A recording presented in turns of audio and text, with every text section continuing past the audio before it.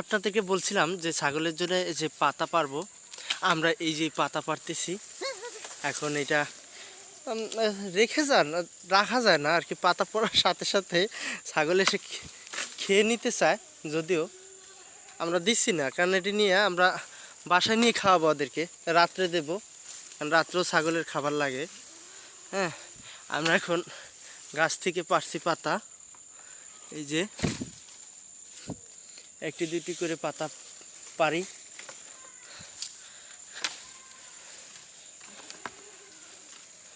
আমাদের গ্রাম অনেকটা সৌন্দর্য, শহরের চাইতে অনেক সুন্দর।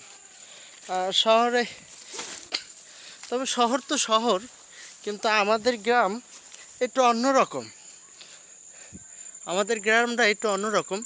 সবার গ্রামেই অনেক সুন্দর, কিন্তু দেখার মতন আপনার মন লাগবে।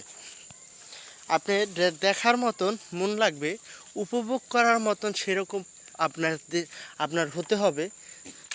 যে আমি শহরে ছিলাম এবং শহরের পরিবেশটা আর গ্রামের মতন যে গ্রামের পরিবেশটা, এটা আপনার বুঝতে হবে এবং বোঝার মতন আপনার মন এবং মানসিকতা থাকতে হবে।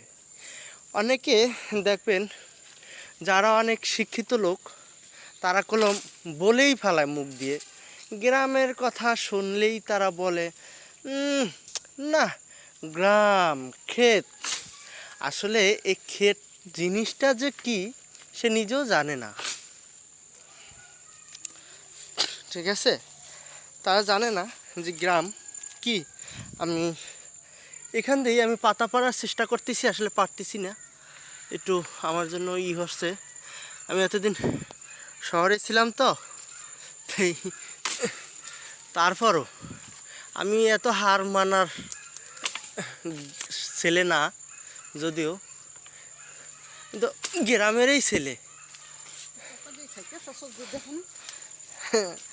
হ্যাঁ, দেখেন পাতা পারতেছি, অনেক পাতা আছে, কিন্তু তারা তা খাবে না।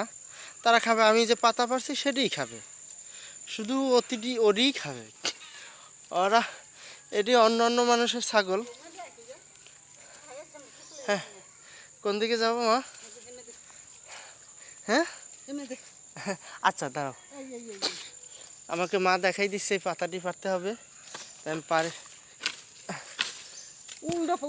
আচ্ছা আচ্ছা, আমি দিচ্ছি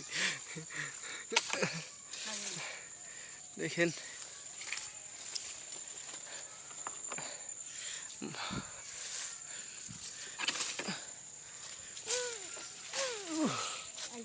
আসে না, এটা পারা যাচ্ছে না।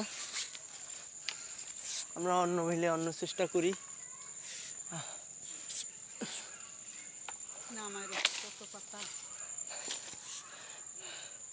আচ্ছা, আমি একটু ভিডিও করা বন্ধ করে দিতে হবে, কেন মা রাগ হচ্ছে। ওকে।